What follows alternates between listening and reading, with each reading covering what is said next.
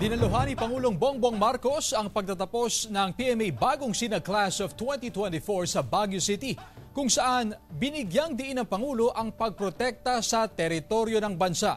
Narito ang report ni Jasmine Gabriel Galban ng GMA Regional TV 1 North Central Luzon. Of social discontent against intruders who have been disrespecting our territorial integrity.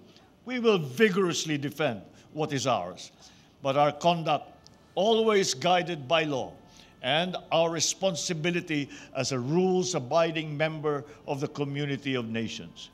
Isa ito sa mga idiniin ni Pangulong Bongbong Marcos sa commencement exercises ng Philippine Military Academy sa 4th General Gregorio del Pilar sa Baguio City.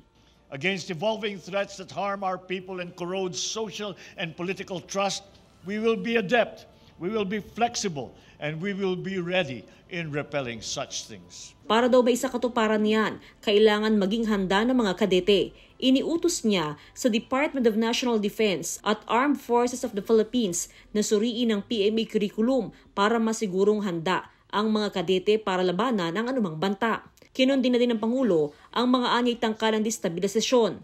This is a time of birth pains, sadly of opportunism, blatant attempts of destabilization, and last-ditch to cling to the rapidly disappearing past. 278 na kadete ng PMA Bagong Sinag Class of 2024 ang nagtapos. Maraming kadeteng babae ang kasama sa Class of 2024 na umabot sa 54. Dumalo rin sa commencement exercises si Vice President Sara Duterte.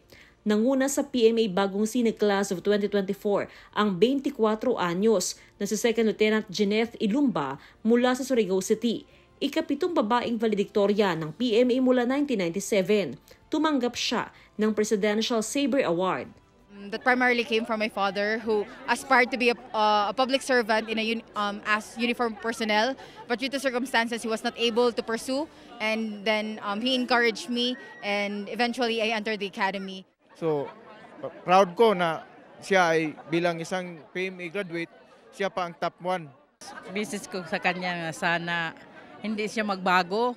Sa mga bagong nagtapos sa sundalo, 143 ang mapapabilang sa Philippine Army, 73 sa Philippine Navy at 62 sa Philippine Air Force. Mula sa GMA Regional TV 1 North Central Luzon, Jasmine Gabriel Galban, nagbabalita para sa GMA Integrated News.